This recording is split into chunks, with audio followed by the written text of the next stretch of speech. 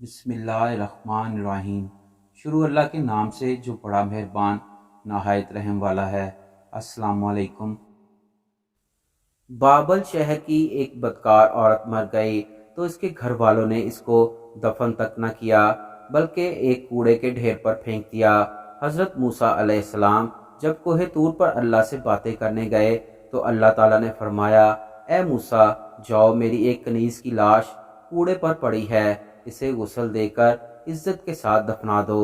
हज़रत मूसा अलैहिस्सलाम कोहे तूर से वापस आए, बाबल शहर में दाखिल हुए और तलाश करते करते एक जगह देखा कि कूड़े पर एक लाश पड़ी है और इसके गिर्द 4 कुत्ते रखवाली कर रहे हैं ताकि कोई दरिंदा लाश को पामाल ना कर सके। हज़रत मूसा अलैहिस्सलाम ने इसके घर का पता पूछा और लोगों से कहा कि इसे उठाने में मेरी मदद करो। औरत के घर वालों ने कहा कि हम लाश के करीब भी नहीं जाएंगे। ये एक बदकार औरत थी जिसने अपनी सारी जिंदगी बदकारी में गुजार दी। पूरे शहर में कोई भी लाश उठाने के लिए तैयार ना था।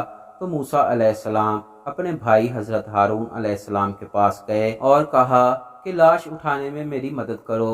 2 नबियों ने लाश उठाई और फिर जब गुस्ल देने की बारी आई तो शहर की कोई औरत इसको गुस्ल देने के लिए तैयार ना थी। ये देखकर हजरत मूसा अलैहिस्सलाम ने अपनी ज़ौजा और बहन को हुक्म दिया कि इस औरत को गुस्ल दो। गुस्ल के बाद अपने भाई हजरत हारून अलैहिस्सलाम की मदद से इसे दफन किया। दफनाने के बाद जब आप अलैहिस्सलाम वापस आ रहे थे तो शहर के लोग आपके सामने आ गए और सब मिलकर आपसे कहने लगे, ए मूसा, या तू हमें वजाहत दे कि इतनी बदकार औरत को क्यों इतनी इज्जत दी, या फिर वो कलमा जो आपने हमें पढ़ाया है हम आपको वापस करने आए हैं। हज़रत मूसा अलैहिस्सलाम ने लोगों से फरमाया, ए बाबल शहर के लोगों, मुझे अल्लाह ने जो हुक्म दिया था मैंने इस हुक्म की तामील की। हाँ, अगली बार जब मैं कोहे तूर पर गया तो तुम लोगों को तुम्हारे सवाल का जवाब मिल जाएगा। ये सुनकर लोग वापस चले गए।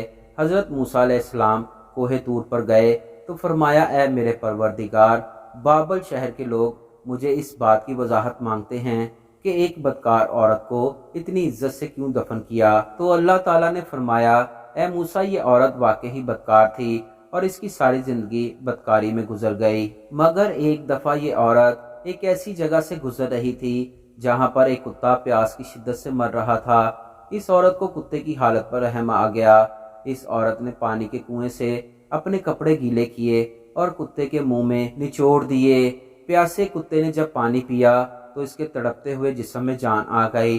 मुझे औरत की ये रहमदिली पसंद आ गई और मैंने इसके सारे गुनाह माफ़ कर दिए और मैंने मौत के फरिश्ते को हुक्म दिया कि इसकी रूह कब्ज़ कर ले ताकि आइंदा से ये बदकारी ना कर सके।